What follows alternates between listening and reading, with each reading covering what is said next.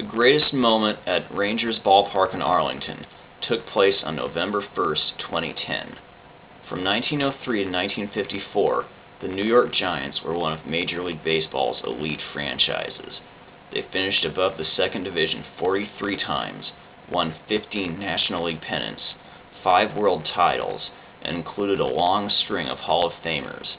Many of baseball history's greatest players were a part of this historic dynasty, from the legendary pitching duos of Christy Mathewson and Joe McGinnity and Carl Hubble and Hal Shoemaker, to the likes of Ross Youngs, Travis Jackson, Mel Ott, and Willie Mays, and memorable managers in John McGraw and the last National Leaguer to hit 400, Bill Terry. However, after winning the World Series in '54, the Giants' attendance started to drop and the team began to struggle. People had started moving west, and New York's front office was considering a relocation for the team. In 1958, the Giants, along with their rival Brooklyn Dodgers, would move to California, and even though New York would get another franchise in 1962, National League Baseball in the Big Apple was never the same. After relocating to San Francisco, the Giants started to play better, and in 1962 would win their first National League pennant in the Bay Area, but they would lose to the New York Yankees in a heartbreaking Game 7. Even though the Giants would produce more great teams and players through the years, they would provide their fans more frustration than excitement. After 1962, they would produce 5 second-place finishes before winning a division title in '71, but they wouldn't win another one until '87. Then in '89, they won their first National League pennant in 27 years, but got swept by the Oakland Athletics in a series best known for a devastating earthquake. Then, after the '92 season, the team acquired Barry Bonds, son of former Giant great Bobby Bonds, who had become a franchise player, breaking the single-season and all-time home run records, and becoming the first National Leaguer to hit 40 home runs and steal 40 bases in one season. And from '97 to 2003, he would lead the Giants to a wild card, 3 division titles, and a World Series. However, each of those postseasons would end in heartbreak, and after 2007, Bonds became a major suspect in Major League Baseball's steroid scandal. In 2009, however, the Giants started to show some promise, and guided by the young arms of Tim Lincecum and Matt Cain and the bat of Pablo Sandoval, were contenders for the first time in 4 years. Even though they would fade in September, they showed that they had improved and would be even better the next season. For much of the year, they had their ups and downs and found themselves in a lot of close games, which led to broadcaster Dwayne Kuiper creating a new team motto being Giants Baseball, Torture.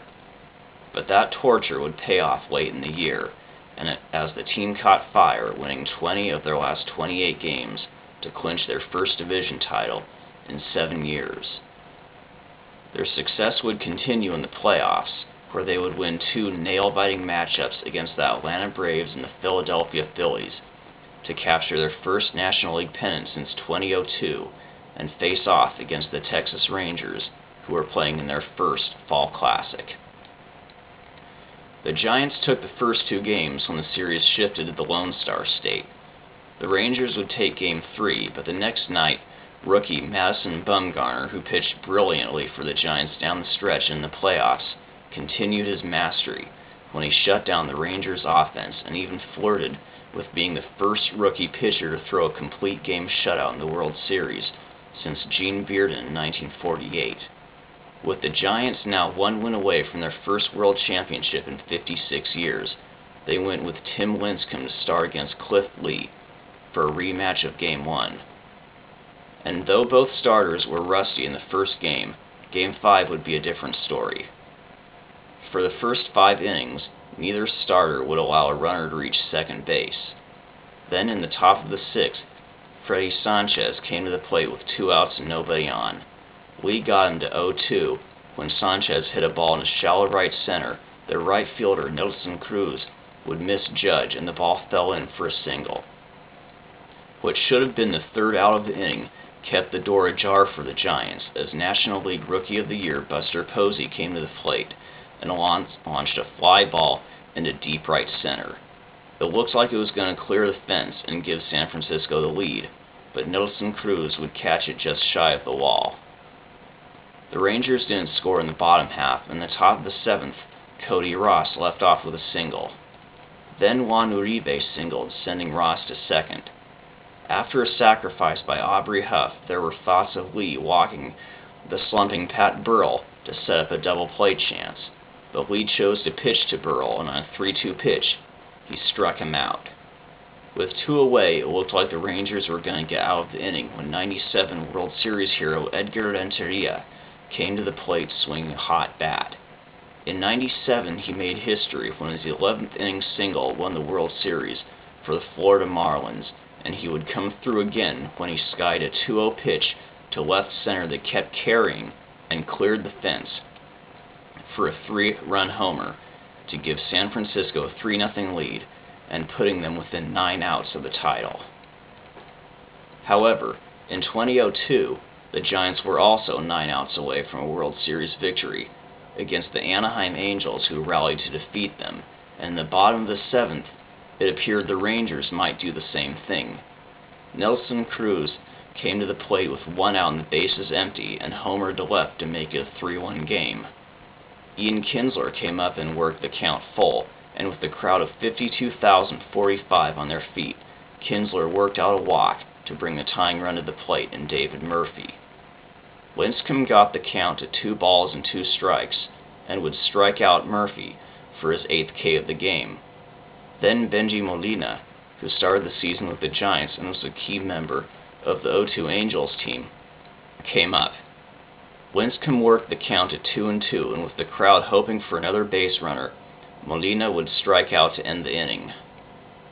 After a scoreless 8th, closer Brian Wilson came in the bottom of the 9th to get the final 3 outs, and would have his work cut out for him, as the scheduled hitters were AL MVP Josh Hamilton, former AL MVP Vladimir Guerrero, and Nelson Cruz. Wilson quickly got Hamilton to 0-2 and struck him out when Guerrero came up. Guerrero would swing on the first pitch and hit a ground ball to Renteria, who made the play for the 2nd out. With the Giants' dugout ready to storm the field, the only man standing between them and the title was Nelson Cruz, who had homered in his last at-bat, and once again he'd be no easy task. Cruz would work the count full with the tying run on deck, and the crowd came to its feet. On the 6th pitch of that bat, Wilson threw a ball high and inside that Cruz swung at and missed for the final out, and for the San Francisco Giants, 56 long years of frustration were over. Through those years, the Giants had continued their tradition of great teams and players. Going into 2010, they had many pennant contenders, appeared in 8 postseasons, and won 3 National League pennants, and some of the greatest players of their times were a part of these Giants teams. From great hitters in Willie Mays, Willie McCovey, Orlando Cepeda, Bobby Bonds, Will Clark, Kevin Mitchell, Barry Bonds, and Jeff Kent, to memorable pitchers in Gaylord Perry, Juan Marichal, Rick Russell, Rod Beck, Russ Ortiz, and Rob Nen, and great managers in Roger Craig, Dusty Baker, and Felipe Alou. These names will always be remembered for the great years they had for these Giants teams, but as the likes of Aubrey Huff, Cody Ross, Buster Posey, Juan Uribe, Edgar Renteria, Matt Cain, Tim Lincecum, Jonathan Sanchez, Brian Wilson, and the managing of Bruce Bochy, who will be remembered for being part of the team that brought the first World Championship to San Francisco.